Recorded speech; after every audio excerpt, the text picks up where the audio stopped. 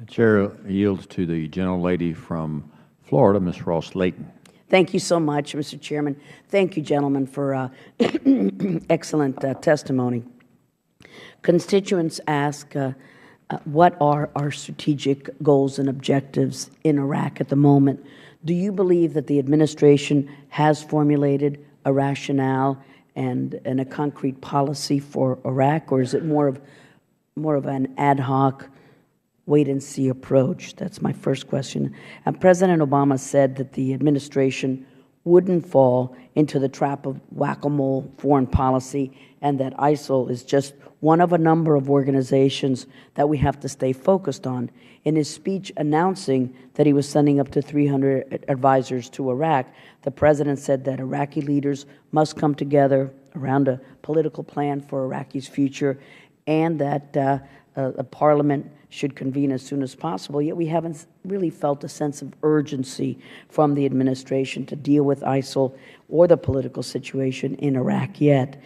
Today, as we know, the Iraqi government finally agreed on a new Sunni speaker, and they have 30 days to select a president who will then task the majority party to form a government so they can finally select a prime minister. How important do you think it is for Iraq to form a new inclusive government, and will that be enough to bring the people together, or is it a case of too little too late and the damage has already been done by ISIL, and do you believe that Maliki needs to step aside in order to have any changes happen? Ambassador, we'll start with you. Madam Chairman, first of all, last September at the UN, the President laid out 4 goals that he would use all elements of national power to support in the Middle East: going after terrorist groups, supporting our partners and allies in the region, such as Jordan, such as Turkey, such as Iraq,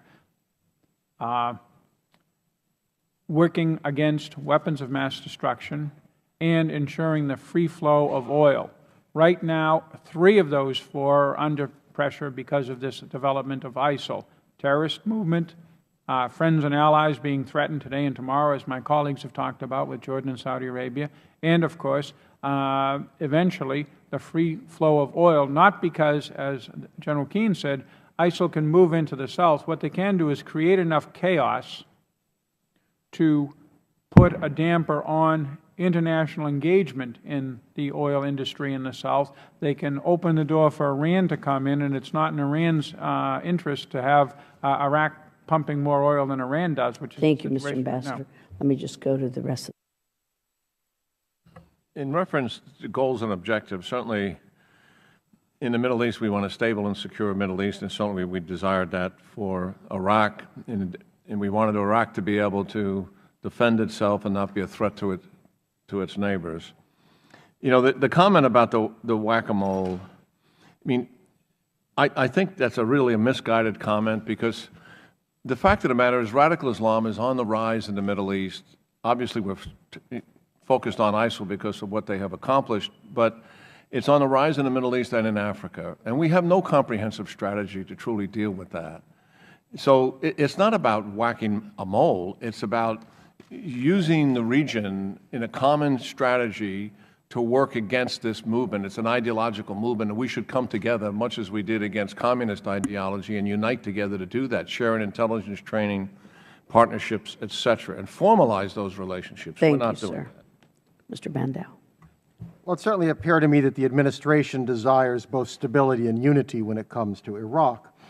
The question of its policy and whether it's wait and see, it strikes me there is a certain prudential value in waiting and seeing in this case. That is, it's easier in, it's harder out once you're in, and especially without resolving the political situation in Baghdad.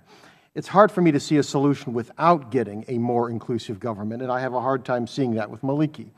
Whether that be enough, I think it's going to be hard. It's going to require hard bargaining and showing the Sunnis why it's in their interest to share. It's a tough road ahead. Thank you. Mr. Eisenstadt.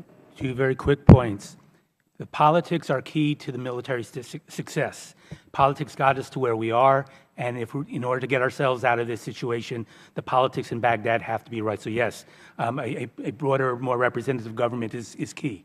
Secondly, in terms of the administration's approach, I share their desire not to be sucked into a major military commitment in the region again, but if I was to critique them, I would say that they tend to focus on solutionism. And they say, we can't solve this problem with military means. And I would just say, yes, we can't solve the region's problems, but that shouldn't be the criteria for assessing our intervention, because that still doesn't stop us from finding ways to shape the region's dynamics in ways that advance our interests or stop worse things from happening. Thank you very much. Thank you, gentlemen. Thank you, Mr. Chairman.